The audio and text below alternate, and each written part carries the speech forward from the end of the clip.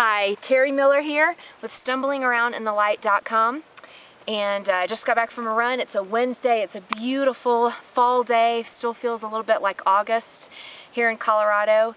And this is the first of a video series I'm going to be doing on the marital fitness program, marriage fitness program that Kevin and I are working through.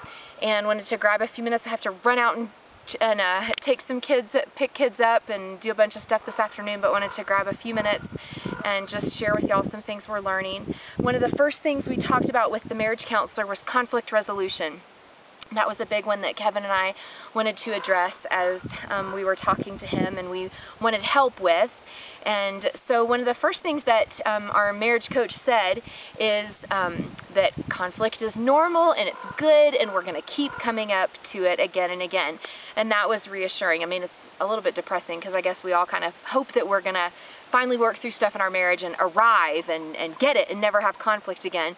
But he talked about that conflict is going to keep happening until the day we die, always, especially in intimate relationships. We're going to keep dealing with conflict. And so the challenge is to find ways to improve that conflict resolution cycle so that we don't get so angry at each other, so that we don't end up isolated and withdrawn from one another, but that we can really work through it and improve the conflict resolution cycle. So that was reassuring. He brought up a couple of other points. One thing that Kevin and I had been struggling with, me especially, is feeling like I'm always the one bringing up conflict. That I'm always the one picking, complaining, this hurts, I feel bad, this isn't working. I was always the one bringing up conflict. And that was really frustrating, and of course frustrating to Kevin too. And our marriage coach said that also is completely normal. He said women are the emotional barometers of the relationship. They're the ones that are really feeling things and expressing when things are just not working right, and they feel the pain of uncomfortableness in the relationship that's just not working right. And so he said that is absolutely normal, and it's good, and it's okay, Teri, that you are bringing up conflict. That's normal. Women tend to bring up conflict more than men, and someone needs to in the relationship, lest you end up just withdrawing from each other, going your separate ways because you don't work through the issues that will come up. So that was comforting. He talked about conflict resolution cycle, and he said that as women are often the ones bringing up conflict, he said a big thing that women need to know, like this is sort of a general thing he said for all women, it wasn't just for you, Teri. He said, women, you need to learn how to confront gently. If you're the one that's going to be continually bringing up conflict, which is normal and fine and okay, that we need to learn how to confront gently, how to bring up that conflict without attacking the person, but just look at the issue. And so instead of me saying, Kevin, what is wrong with you? Why can't you clean up the spaghetti sauce splattered on the back of the stove?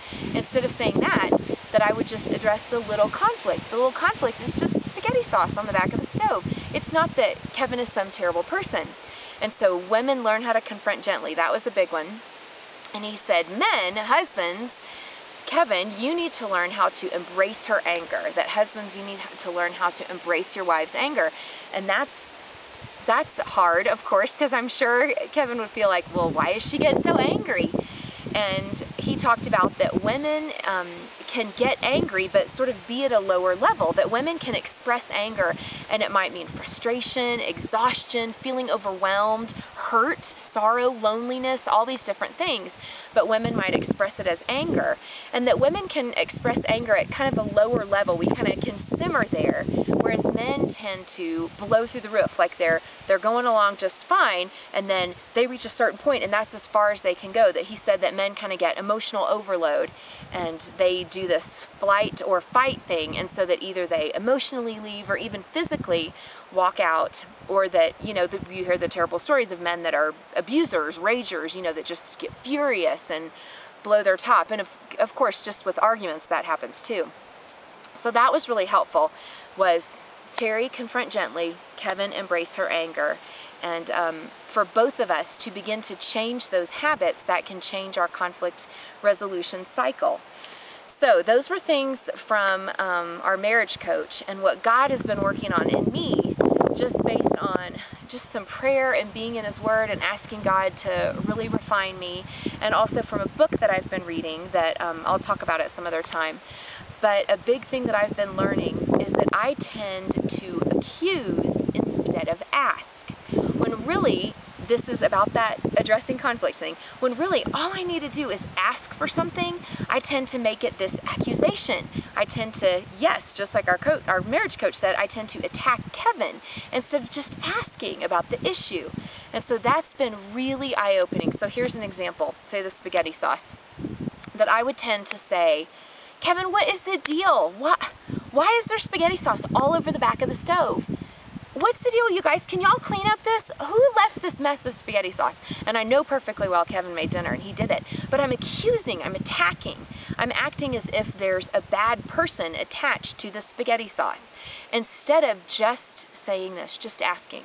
Because really all I want to have happen is the spaghetti sauce cleaned up, right? So I really just need to do this. Hey, if you wouldn't mind when you do spaghetti sauce, when it bubbles up like that, would you just wipe it down real quick? Because it takes a lot longer if I have to get it the next day. It's kind of stuck on there, and if you wouldn't mind, could you do that? Would you just wipe up the spaghetti sauce for me? And then I've simply asked for something instead of accusing. And I do that with my kids. My goodness, about little things like, you know, whose shoes are not on the shelf? What is the deal with not putting your shoes on the shelf? I accused instead of, I could just say this. Hey, could you put your shoes on the shelf? Wow, isn't that different? So it's been a huge eye-opener for me, and something I'm really working on trying to be different with, so that Kevin and I both can begin to change that conflict resolution conflict resolution, you know, cycle and habit.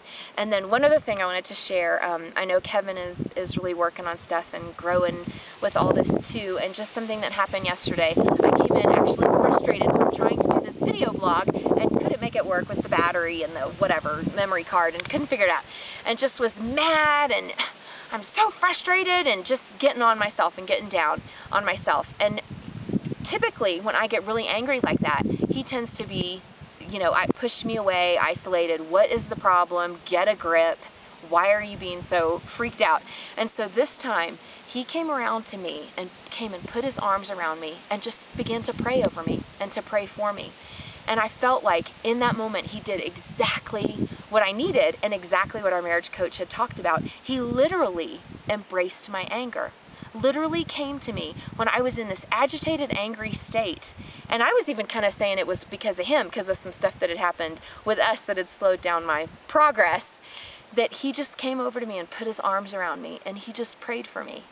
And it completely changed everything. Dissipated my anger. I felt cared for. I felt understood. I felt loved. I felt fought for, that he was fighting for my spirit, and he prayed over me that the enemy would not attack me and beat me down as I'm trying to accomplish something. And so that was just huge, and I think we're both really learning. So two really big things, to confront gently and men to embrace their anger. And I think for me in particular, and girls, this might ring true for you also, is to remember to ask and not accuse. Just ask, don't accuse. So that was it. I hope that maybe helps you, and I'll be sharing again as we continue to learn more. Thanks.